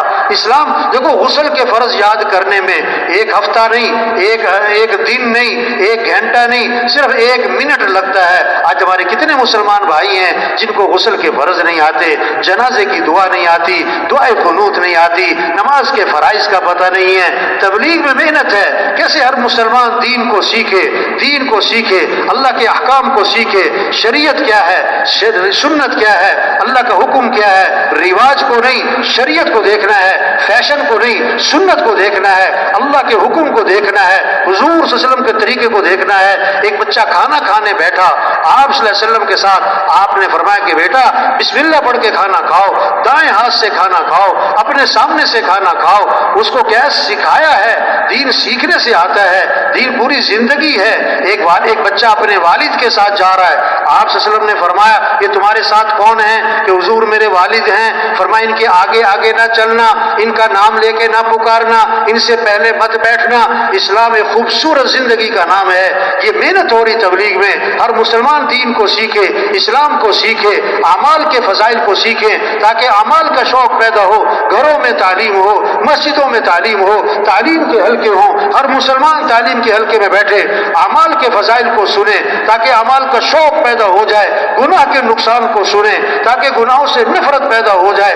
آج مال کا نفع جانتے ہیں، چیزوں کا نفع جانتے ہیں، اس لیے چیزوں کا شوق ہے، اعمال کا نفع نہیں جانتے اس لیے اعمال کا شوق نہیں ہے۔ حضور صلی اللہ علیہ وسلم نے اعمال کا شوق دلایا ہے، اعمال کا نفع بتلایا ہے۔ تبلیغ میں یہ محنت ہو رہی، کیسے یہ بات دلوں میں اتر جائے کہ زندگی مال سے نہیں بنتی، زندگی اعمال سے بنتی ہے۔ کامیابی کا تعلق مال سے نہیں ہے، کامیابی کا تعلق اعمال سے ہے۔ اللہ کی جو مدد ہے مال والوں کے ساتھ نہیں ہے، اللہ کی مدد اعمال والوں کے ساتھ ہے۔ اللہ نے مال سب کو نہیں دیا، اعمال سب کو دیے ہیں۔ ہر آدمی مال والا نہیں بن سکتا، ہر آدمی اعمال والا بن سکتا ہے۔ سرمایہ وہ نہیں ہے جو موت پر چھوٹ جائے، سرمایہ وہ ہے جو موت پر ساتھ جائے۔ مال ساتھ نہیں جائے گا، اعمال ساتھ جائیں گے۔ سرمایہ مال نہیں ہے، سرمایہ اعمال ہے۔ سرمایہ دار مال والا نہیں ہے، سرمایہ دار اعمال والا ہے۔ سرمایہ دار اعمال والا ہے یہ جس کے پاس اعمال نہیں ہے۔ یہ فقیر کون ہے؟ جس کے پاس مال نہیں؟ نہیں، فقیر وہ جس کے پاس اعمال نہیں۔ یہ قبر کا فقیر ہے، یہ قیامت کا فقیر ہے، یہ آخرت کا فقیر ہے۔ صحابہ کے پاس مال نہیں، اعمال تھے۔ صحابہ میں مال کا نہیں، اعمال کا شوق تھا۔ ہر صحابی مالدار نہیں، دیندار بننا چاہتا، عمل والا بننا چاہتا۔ صحابہ کی جو دوڑ لگی ہوئی تھی مال میں آگے بڑھنے کی نہیں تھی، اعمال میں آگے بڑھنے کی تھی۔ غریب صحابہ اکٹھے ہوئے اور حضور صلی اللہ علیہ وسلم میں حاضر ہوئے اور آ کر ایک مقدمہ لائے کہ حضور کیا ہوا کہ حضور یہ مالدار بھائی ہم سے آگے نکل رہے، ہم پیچھے رہ گئے۔ وہ کیسے بھائی؟ وہ نماز پڑھتے ہیں، ہم نماز پڑھتے ہیں، برابر ہے۔ وہ روزہ رکھتے ہیں، ہم روزہ رکھتے ہیں، برابر ہے۔ ان کے پاس مال ہے، یہ اللہ کے راستے میں خرچ کرتے ہیں۔ یہ کیا ہے؟ یہ غلاموں کو آزاد کرتے ہیں، خرید کے آزاد کرتے ہیں۔ ہمارے پاس مال کوئی نہیں، ہم اللہ کے راستے میں خرچ نہیں کر سکتے، تو خرچ کرنے کے عمل میں یہ ہم سے آگے نکل رہے، یہ پریشانی لے کر آئے۔ آپ نے فرمایا میں تمہیں ایسا عمل بتلاتا ہوں جو اس عمل کو کرے گا اس سے آگے کوئی نکل نہیں سکے گا، اتنے اجر کمائے گا اس کے برابر کوئی پہنچ نہ سکے گا۔ وہ کیا ہے؟ فرض نماز کے بعد 33 مرتبہ سبحان اللہ، 33 مرتبہ الحمدللہ، 34 مرتبہ اللہ اکبر، جو یہ پڑھے گا اس کے برابر کوئی پہنچ نہیں سکے گا۔ اب غریب صحابہ بڑے خوش ہو گئے، واہ واہ ایسا عمل ہاتھ آ گیا، ہمارے برابر کوئی نہیں پہنچ سکتا۔ اب مسجد میں گئے، نماز پڑھی نا تو بیٹھ گئے، اب جناب تسبیح کر رہے ہیں۔ اب اس زمانے کے جو مالدار تھے انہیں بھی شوق کس کا تھا؟ انہیں بھی شوق کس کا تھا؟ عمل کا۔ انہوں نے پتہ کیا بھی یہ سارے بیٹھے ہیں کیا کر رہے ہیں، تو انہیں پتہ لگ گیا اس تسبیح کا، تو انہوں نے بھی یہ تسبیح شروع کر دی۔ اب غریب صاحب پھر پریشان، دوبارہ آپ کی خدمت میں حاضر ہوئے، آ کے عرض کی اللہ کے رسول وہ تو مالدار بھائیوں کو پتہ لگ گیا اس تسبیح کا، انہوں نے بھی شروع کر دی، وہ تو پھر ہم سے آگے نکل گئے۔ تو آپ نے پتہ کیا فرمایا؟ ذالک فضل اللہ یؤتیہ من یشاء، یہ تو پھر اللہ کا فضل ہے، اللہ جسے چاہے عطا فرماتا ہے، اللہ جسے چاہے۔ ہاں اس سے بات سمجھ میں آئی؟ اگر کسی کے پاس مال ہے اس کا کوئی کمال نہیں، یہ تو اللہ کا فضل ہے، یہ تو اللہ کا کیا ہے۔ اس قصے سے کیا سمجھ میں آیا؟ صحابہ کی دوڑ مال کی تھی کہ عمل کی تھی؟ مالدار بننا چاہتے تھے کہ دیندار بننا چاہتے تھے؟ بھائی یہ محنت ہو رہی، سب میں اعمال کا شوق آ جائے۔ گھروں کی آبادی چیزوں سے نہیں ہے، گھروں کی آبادی مال سے نہیں ہے، زیور فرنیچر سے نہیں ہے، ٹائل پتھر سے نہیں ہے، گھروں کی آبادی اعمال سے ہے، اعمال سے ہے، اعمال سے ہے۔ ویران گھر وہ نہیں ہے جن گھروں میں مال نہیں اور چیزیں نہیں، ویران گھر وہ ہیں جس گھر میں اعمال نہیں۔ صحابہ کے گھر چیزوں سے خالی تھے اور اعمال سے، بولو بھائی، بھرے ہوئے تھے۔ آج گھر چیزوں سے بھرتے جا رہے اور اعمال سے کیا ہو رہے؟ اعمال سے کیا ہو رہے؟ گھروں میں جو رحمتیں آئیں گی، گھروں میں جو برکتیں آئیں گی، گھروں میں جو خیریں آئیں گی، وہ مال کی بنیاد پر نہیں، چیزوں کی بنیاد پر نہیں، بلکہ گھروں میں برکتیں رحمتیں اعمال کی بنیاد پر آئیں گی۔ گھروں میں نماز کی فضا ہو، گھروں میں قرآن کی فضا ہو، گھروں میں ذکر کی فضا ہو، گھروں میں دعاؤں کی فضا ہو، گھروں میں سجدوں کی فضا ہو، گھروں میں رکوع کی فضا ہو، گھروں میں یہ اعمال ہوں، گھروں میں رحمتیں آئیں گی، گھروں میں برکتیں آئیں گی، گھروں میں خیریں آئیں گی، گھروں سے شر ختم ہوگا، فتنے ختم ہوں گے، نفس اور کیا ہے شیطانی اثرات گھروں سے ختم ہوں گے اور نحوستیں ختم ہوں گی۔ اگر گھروں میں اعمال زندہ ہو جائیں، اعمال زندہ ہو جائیں، گھر کا ہر فرد قرآن پڑھے، گھر کا ہر فرد قرآن پڑھے، 1 سپارہ 2 سپارے 3 سپارے، اماں قرآن پڑھے، بیٹا قرآن پڑھے، بھائی قرآن پڑھے، بچیاں قرآن پڑھیں، شوق ہو، شوق ہو۔ ایک صحابی رضی اللہ عنہ نے رات کو قرآن پڑھنا شروع کیا، ان کا گھوڑا بھدکنے لگا، وہ قرآن پڑھے تو گھوڑا بھدکے، وہ قرآن پڑھے تو گھوڑا بھدکے۔ بیٹا ساتھ سو رہا، ڈر لگا کہ گھوڑے کا پاؤں بیٹے پر نہ آ جائے، جب سلام پھیرا کہ گھوڑا کیوں بھدک رہا ہے، دیکھا تو آسمان پر ایک نور ہے سفید بادل کی طرح اور آسمان کی طرف اٹھتا چلا گیا۔ اب یہ کیا ہے؟ پتہ نہیں کیا ہے۔ آپ کی خدمت میں حاضر ہوئے، سارا قصہ سنا کر دریافت کیا کہ اللہ کے رسول یہ کیا تھا آسمان پہ؟ آپ نے فرمایا یہ آسمان سے فرشتے اترے تھے تمہارا قرآن سننے کے لیے۔ اگر تم صبح تک پڑھتے رہتے تو آج ساری دنیا فرشتوں کو دیکھ لیتی۔ ہاں آپ صلی اللہ علیہ وسلم نے فرمایا جس گھر میں سورہ بقرہ پڑھی جاتی ہے شیطان اس گھر سے بھاگ جاتا ہے، چلا نہیں جاتا، بھاگ جاتا ہے۔ ہاں قرآن کا شوق۔ ایک آدمی کہنے لگا کہ مولانا صاحب بڑی پریشانی ہے، بڑی پریشانی ہے، کوئی وظیفہ تو بتاؤ، کوئی وظیفہ تو بتاؤ۔ اس سے کہا بھئی آپ روزانہ قرآن پاک کی تلاوت اہتمام سے کیا کریں، روزانہ قرآن پاک کی تلاوت اہتمام سے کیا کریں۔ کہنے لگا ہاں ہاں قرآن بڑی اچھی بات ہے لیکن کوئی وظیفہ تو بتاؤ۔ کیا ہے کوئی وظیفہ تو؟ ارے قرآن کا شوق پیدا ہو، ذکر کا شوق پیدا ہو۔ الا بذکر اللہ تطمئن القلوب، کان کھول کے سنو کہ دلوں کا اطمینان کس میں ہے؟ اللہ کی یاد میں۔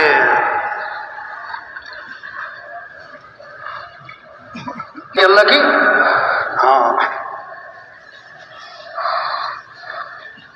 آپ صلی اللہ علیہ وسلم نے فرمایا جو 100 مرتبہ پڑھے لا الہ الا اللہ، کتنی مرتبہ؟ 100 مرتبہ، جب قیامت کے دن اٹھے گا تو اس کا چہرہ 14ویں رات کے چاند کی طرح چمک رہا ہوگا۔ آپ صلی اللہ علیہ وسلم نے فرمایا جنت کی چابی لا الہ الا اللہ۔ ایک حدیث میں آتا ہے جنت کی قیمت لا الہ الا اللہ۔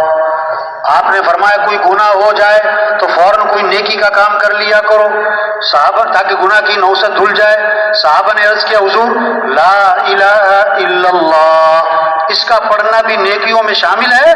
آپ نے فرمایا یہ تو سب سے افضل نیکی ہے، یہ تو سب سے، آپ نے فرمایا اپنے ایمان کو تازہ کرتے رہا کرو، جددو ایمانکم، اپنے ایمان کو تازہ کرتے رہا کرو۔ صحابہ نے عرض کیا حضور ایمان کو کیسے تازہ کریں؟ آپ نے کیا فرمایا لا الہ الا اللہ، اس کو کثرت سے پڑھو، 100 دفعہ نہیں، 200 دفعہ نہیں، کثرت۔ اور علماء نے لکھا ہے جو 300 دفعہ پڑھے گا وہ کثرت میں آ جائے گا۔ بچے بچیاں بوڑھے جوان، ہمارے غریب ہمارے امیر، ان کے ہاتھوں میں تسبیح ہو اور کیا پڑھ رہے ہوں لا الہ الا اللہ۔ آپ نے فرمایا سبحان اللہ کا ثواب احد پہاڑ سے بھی زیادہ ہے، الحمدللہ اس کا ثواب احد پہاڑ سے بھی زیادہ ہے۔ واہ واہ، یہ کمائی ہے۔ سبحان اللہ، جنت میں درخت لگ گیا، الحمدللہ جنت میں درخت لگ گیا۔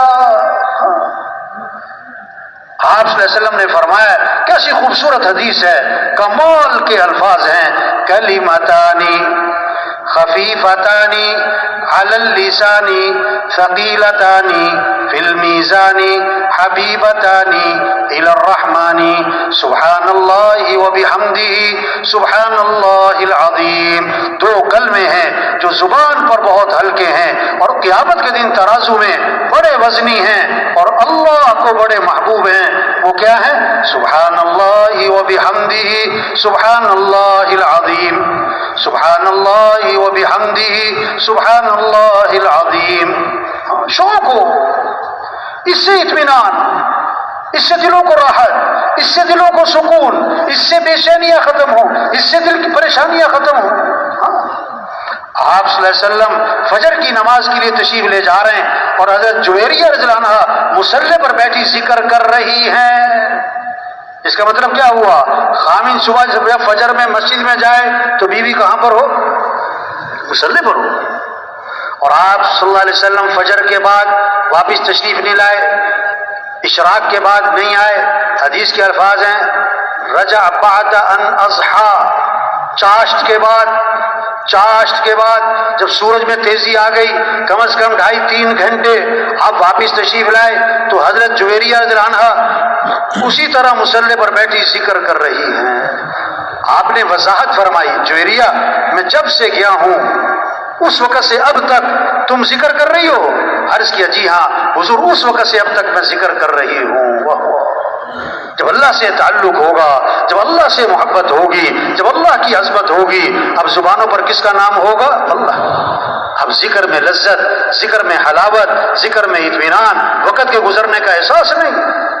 اب آپ کو پتا تھا کہ اتنا لمبا ذکر ہر مسلمان تو نہ کر سکے گا، آپ نے کام آسان فرمایا کہ جویریہ میں نے تمہارے بعد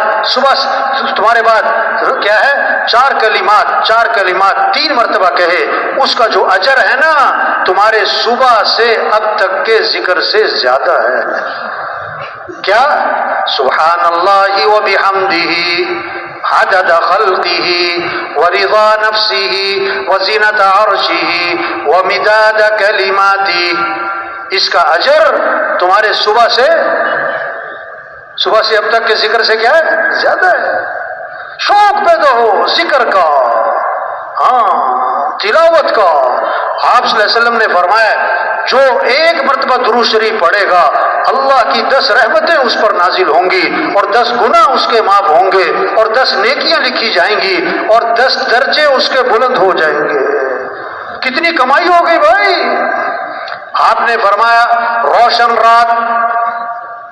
رات یعنی جمعرات، روشن دن یعنی جمعے کا دن، اس میں میرے پر درود شریف کثرت سے پڑھا کرو کیونکہ تمہارا درود شریف میرے اوپر پیش کیا جاتا ہے۔ اور آگے عجیب بات فرمائی جو میرے پر درود بھیجے گا میں اس کے لیے دعا بھی کروں گا، استغفار بھی کروں گا۔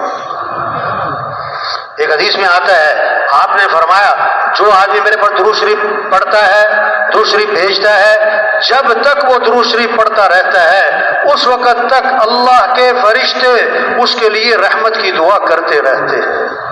آگے فرمایا اب اس کی مرضی ہے درود شریف تھوڑا پڑھے یا زیادہ پڑھے۔ ایک صحابی آئے، عرض کی اللہ کے رسول میں نے ذکر کا وقت طے کیا، دعا کا وقت طے کیا، اس میں سے کتنا وقت درود شریف کو دے دوں؟ پھر خود ہی عرض کیا حضور چوتھائی وقت درود شریف کو دے دوں؟ فرمایا ٹھیک ہے لیکن درود شریف زیادہ کر لو تو بہتر ہے۔ حضور تہائی وقت درود شریف کو دے دوں؟ فرمایا ٹھیک ہے لیکن درود شریف زیادہ کر لو تو بہتر ہے۔ حضور آدھا وقت درود شریف کو دے دوں؟ فرمایا ٹھیک ہے لیکن زیادہ کرو تو بہتر ہے۔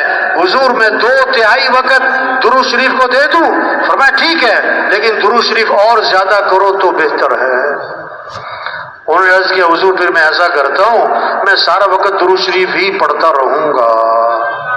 آپ نے فرمایا اذن تکفی ہمک ویغفر ذنبک، اگر تم ایسا کرو گے تمہاری ساری پریشانیاں دور کر دی جائیں گی اور تمہارے سارے گناہوں کو معاف کر دیا جائے گا۔ ہاں یہ شوق پیدا ہو۔ آپ صلی اللہ علیہ وسلم نے فرمایا جو کثرت سے استغفار کرے گا اللہ ہر تنگی سے اسے نکالے گا، پریشانیوں سے بچائے گا، اللہ وہاں سے رزق دے گا جہاں سے وہم و گمان بھی نہیں ہے۔ استغفار پر وعدہ ہے وَمَا كَانَ اللَّهُ لِيُعَذِّبَهُمْ وَأَنْتَ فِيهِمْ وَمَا كَانَ اللَّهُ مُعَذِّبَهُمْ وَهُمْ يَسْتَغْفِرُونَ، جب تک آپ ان میں موجود ہیں ان پر عذاب نہیں آئے گا۔ اگر آپ دنیا سے تشریف لے گئے تو جب تک یہ استغفار کرتے رہیں گے ان پر عذاب نہیں آئے گا۔ ہاں استغفار کی برکت، یہ شوق پیدا ہو۔ آپ صلی اللہ علیہ وسلم نے فرمایا سید الاستغفار یعنی استغفار کا سردار وہ کیا ہے؟ اللہم انت ربی لا الہ الا انت خلقتنی وانا عبدک وانا علی عہدک ووعدک ما استطعت اعوذ بک من شر ما صنعت ابوء لک بنعمتک علی وابوء بذنبی فاغفر لی فانہ لا یغفر الذنوب الا انت۔ یہ سید الاستغفار ہے، اور میں جو صبح کو ایک مرتبہ پڑھے لیکن دل کے یقین کے ساتھ پڑھ لے اگر شام تک موت آ گئی تو سیدھا جنت میں جائے گا۔ شام کو پڑھ لیا اور صبح تک موت آ گئی تو سیدھا جنت میں جائے گا۔ ہاں یہ شوق پیدا ہو جائے بھائی، تبلیغ محنت ہے، ایمان بنے، اعمال کا شوق آئے، اعمال کا شوق آئے، اخلاق اچھے ہو جائیں، زندگی جو خوبصورت بنے گی وہ کس سے؟ مال سے نہیں، چیزوں سے نہیں، اچھے کپڑے، اچھا گھر، اچھی تنخواہ، اچھی گاڑی نہیں، زندگی خوبصورت بنے گی جب اخلاق اچھے ہوں گے، اخلاق اچھے ہوں گے۔ تبلیغ میں محنت ہے کیسے سب کے اخلاق اچھے ہوں، معاف کرنا آ جائے، غصے کو پینا آ جائے، کسی کو حقیر نہ سمجھنا، اپنے آپ کو اونچا نہ سمجھنا، زبان پہ غیبت نہ ہو، زبان پہ چغلی نہ ہو، زبان پہ گالی نہ ہو، زبان پہ طنز نہ ہو، دل میں بغض نہ ہو، دل میں کینہ نہ ہو، دل میں حسد نہ ہو، دل میں کھوٹ نہ ہو، دل میں میل نہ ہو، دل میں کدورت نہ ہو۔ آپ نے فرمایا ابھی جو شخص داخل ہونے والا ہے یہ جنتی ہے۔ دوسرے دن فرمایا ابھی جو شخص داخل ہونے والا یہ جنتی ہے۔ تیسرے دن فرمایا ابھی جو شخص داخل ہونے والا یہ جنتی ہے۔ تینوں دن ایک ہی صحابی داخل ہوئے، ایک صحابی ان کے گھر گئے، میں رات آپ کے پاس گزارنا چاہتا ہوں، دیکھنا چاہتے تھے کون سا عمل ہے کہ جنتی ہونے کی بشارت ملی۔ ایک رات رہے، 2 رات رہے، 3 رات رہے، کوئی خاص عمل نہ دیکھا، ساری رات سو رہے، فجر میں اٹھ گئے، بس ایک بات دیکھی، رات کو سوتے ہوئے کروٹ بدلتے ہیں تو زبان پر اللہ کا نام آتا ہے۔ 3 دن بعد ان سے بات کی، میں تو آپ کا عمل دیکھنا چاہتا تھا، کس وجہ سے جنتی ہونے کی بشارت ملی؟ مجھے کوئی خاص عمل نظر نہ آیا، کیا وجہ ہے؟ انہوں نے کہا دیکھو بھائی جو میری زندگی ہے یہی ہے، بس ایک بات ہے میری زندگی میں، وہ کیا ہے؟ میں اپنا دل ہر مسلمان سے صاف رکھتا ہوں، کسی کے بارے میں کھوٹ حسد نہیں رکھتا۔ فرمایا یہی وہ عمل ہے جس کی وجہ سے جنتی ہونے کی بشارت ملی۔ اور اگلی بات فرمائی کہ ہے مشکل کام، ہاں دلوں کو صاف رکھنا۔ آپ صلی اللہ علیہ وسلم صحابہ کے ساتھ تشریف فرما تھے، ایک سڑانت پھیل گئی، بدبو پھیل گئی، صحابہ سے فرمایا یہ پتہ ہے بدبو کس چیز کی ہے؟ صحابہ نے عرض کیا اللہ جانے اللہ کا رسول۔ فرمایا یہ ان لوگوں کی بدبو ہے جو دوسروں کی غیبتیں کرتے ہیں۔ دوسروں کی کیا کرتے ہیں؟ آج کسی کو غیبت سے روکو کہ بھائی کسی کی بات نہیں کرتے، وہ کہتا میں سچ بول رہا ہوں. ارے بھائی غیبت سچ بولنے کا نام ہے، اگر جھوٹ ہے پھر تو بہتان ہے. ماچس کی ایک تیلی گھر کو جلا دیتی ہے. یہ زبان کا غلط بول، یہ غیبت، یہ چغلی، یہ غلط بول گھروں کو برباد کر دیتا ہے، خاندانوں کو برباد کر دیتا ہے. اخلاق میں سب سے بنیادی چیز ہے یہ زبان کا بول میٹھا ہو. یہ زبان کا بول خاندانوں کو جوڑتا بھی ہے، خاندانوں کو توڑتا بھی ہے، غیر کو اپنا بھی بناتا ہے، اپنے کو غیر بھی بناتا ہے. نکاح بھی بول ہے، طلاق بھی بول ہے. یہ دلوں کو جیت بھی لیتا ہے، یہ دلوں کو چیر بھی دیتا ہے، یہ محبتیں بھی بکھیرتا ہے، یہ نفرتیں بھی پھیلاتا ہے. ہاں اپنے بول میٹھے بنائے. تبلیغ میں جب ایمان بنے گا پھر اخلاق بنیں گے. کامل ایمان والا کون؟ کہ جس کے اخلاق اچھے ہوں. سب سے زیادہ وزنی چیز قیامت کے دن ترازو میں وہ آدمی کے حسن اخلاق ہوں گے، حسن اخلاق ہوں گے. فرمایا آپ نے جنت میں میرا قرب اسے ملے گا جس کے اخلاق اچھے ہوں گے، جس کے اخلاق اچھے ہوں گے. اخلاق کیا ہیں؟ سلمن قطعک، جو رشتہ توڑے تم رشتہ جوڑو. واعفو عمن ظلمک، جو ظلم کرے کہ اسے معاف کرو. احسن الی من اساء الیک، جو برائی کرے بدلہ اچھائی سے دے دو. آتی من حرمک، جو نہیں کھلاتا کہ اسے کھلاؤ، جو نہیں پوچھتا کہ اسے پوچھو، جو نہیں آتا کہ اس کے پاس جاؤ. یہ اخلاق ہے. ادفع باللتی ہی احسن فاذا الذی بینک وبینہ عداوۃ کأنہ ولی حمیم. برائی کا بدلہ اچھائی سے دے دو کہ دشمن بھی دوست بنے گا. آج جھگڑے کیوں ہیں؟ یہ جھگڑے کیوں ہیں؟ توبہ، اخلاق بگڑ گئے. صبر نہیں، برداشت نہیں، غصے پہ قابو نہیں.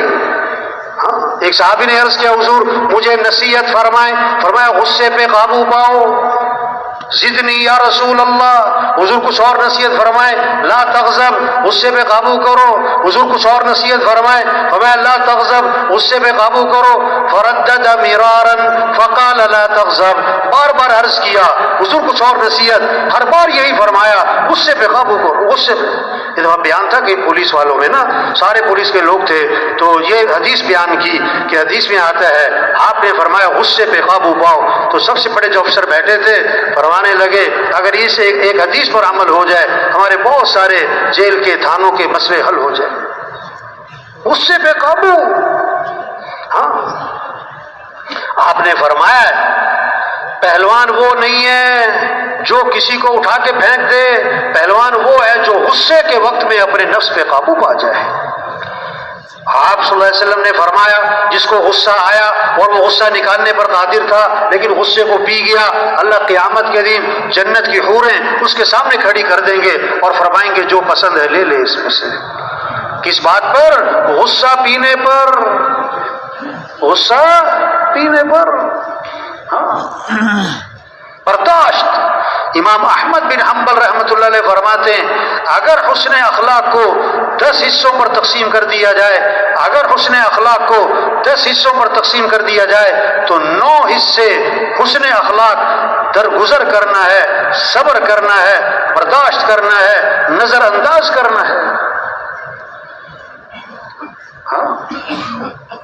حضرت انس رضی اللہ عنہ فرماتے ہیں میں نے 10 سال خدمت کی حضرت محمد مصطفیٰ صلی اللہ علیہ وسلم کی، اور 10 سال کے عرصے میں اللہ کے رسول نے مجھے کبھی بھی یہ نہیں فرمایا انس یہ کام تم نے کیوں کیا، یہ کام تم نے کیوں نہیں کیا.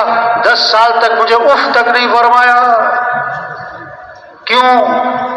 اگر ہم چاہتے ہیں کہ زندگیوں میں رونق آئے، گھروں میں محبتیں ہوں تو کیوں کا لفظ چھوڑیں، کیوں کا لفظ چھوڑیں، کیوں کا لفظ چھوڑیں. کیوں کی جگہ بولیں کوئی بات نہیں، چائے ٹھنڈی ملی کوئی بات نہیں، ناشتہ نہ ملا کوئی بات نہیں، گھر گئے کھانا تیار نہیں کوئی بات نہیں، صبح جانا ہے کپڑے تیار نہیں کوئی بات نہیں، کوئی بات نہیں. اب اجتماع میں آپ کا بستر کسی نے ہٹا کے اپنا بستر لگا لیا تو کوئی بات نہیں. سال میں نمک تیز ہو گیا کہ چلو کوئی بات نہیں، کوئی یہ جملہ زبان پر لائیں کوئی بات نہیں. ہاں برداشت کر. نرمی، اللہ نرم ہے. ان اللہ رفیق، بے بے شک اللہ نرم ہے اور نرمی کو پسند فرماتے ہیں. نرمی پر اللہ وہ دیتے ہیں جو سختی پر نہیں. نرمی جس چیز میں آئے شاندار بنائے, سختی جس چیز میں آئے عیبدار بنائے. فرمایا جس میں نرمی نہیں اس میں کوئی خیر نہیں. جو نرمی سے محروم ہے ہر خیر سے محروم ہے. اللہ بھی نرم, اللہ کے نبی صلی اللہ علیہ وسلم بھی نرم. فَبِمَا رَحْمَةٍ مِّنَ اللَّهِ لِنْتَ لَهُمْ. اللہ کا احسان ہوا, اللہ نے آپ کو نرم بنایا. اللہ فرماتے ہیں اگر آپ سخت ہوتے نا تو یہ صحابہ جیسے بھی آپ کو چھوڑ نہ جاتے بلکہ چھوڑ کے بھاگ جاتے. ہاں, ایمان والوں کی شان بتائی, حیّن لین قریب سہل. ایمان والا نرم مزاج, نرم طبیعت, لوگوں کے قریب, اس سے ملنا آسان. ہاں, اس سے ملنا آسان ہے. آپ صلی اللہ علیہ وسلم ایک سفر میں ہیں, آپ تشریف لے جا رہے ہیں, ایک بدو آیا, آپ کے گلے میں چادر تھی, اس کا کنارہ بہت موٹا تھا. وہ بدو نے چادر کا کنارہ پکڑا اور زور سے کھینچا, وہ رگڑ لگاتی ہوئی گئی اور آپ کی گردن پہ اس کے نشانات پڑ گئے. اور آگے سے کہتا ہے اور مجھے کچھ دو, اللہ نے آپ کو جو دیا ہوا ہے مجھے بھی اس میں سے کچھ دے دو. کیسا عجیب بھونڈا طریقہ ہے. آپ صلی اللہ علیہ وسلم غصے میں نہیں آئے, ناراض نہیں ہوئے, گھور کے نہیں دیکھا, بلکہ آپ صلی اللہ علیہ وسلم کا رد عمل, حدیث کے الفاظ ہیں فَالْتَفَتَ إِلَيْهِ فَضَحِكَ. آپ صلی اللہ علیہ وسلم نے اس کی طرف التفات فرمایا اور آپ مسکرانے لگے اور صحابہ سے فرمایا اسے کچھ دے دو بھائی. ہاں, دین کا مزاج نرمی ہے, گھروں کی آبادی نرمی سے, محبتیں نرمی سے, آپس کا جوڑ نرمی سے, ایک دوسرے کی عزت احترام نرمی سے, گھروں میں محبت نرمی سے, جماعتوں میں محبت نرمی سے. ایک دوسرے نظر انداز کرنا سیکھے, نرمی لائیں بھائی, سختی نہ ہو بھائی. سختی نہ ہو. آپ صلی اللہ علیہ وسلم مسجد نبی میں صحابہ تشریف فرما ہے. ایک صحابی نئے مسلمان, پیشاب آیا مسجد کے کونے میں, پیشاب کیوں پتہ نہیں ہے. نئے لوگ آتے ہیں نا, بہت سارے اصولوں کا پتہ نہیں ہوتا.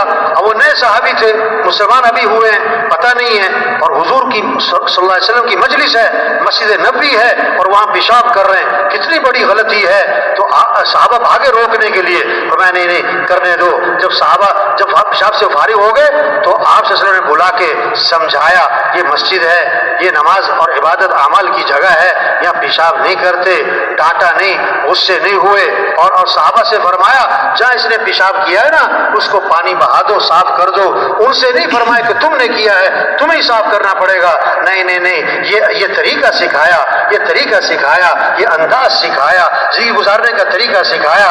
ایک صحابی نئے مسلمان ہوئے, ابھی پتہ نہیں ہے, نماز کی نیت باندھی, ان کو آئی چھینک, کسی کو آئی چھینک. اب یہ نماز کی نیت باندھے اس کو چھینکنے کا جواب دے رہے ہیں کیونکہ پتہ نہیں ہے, نیت باندھی ہوئی ہے یرحمک اللہ.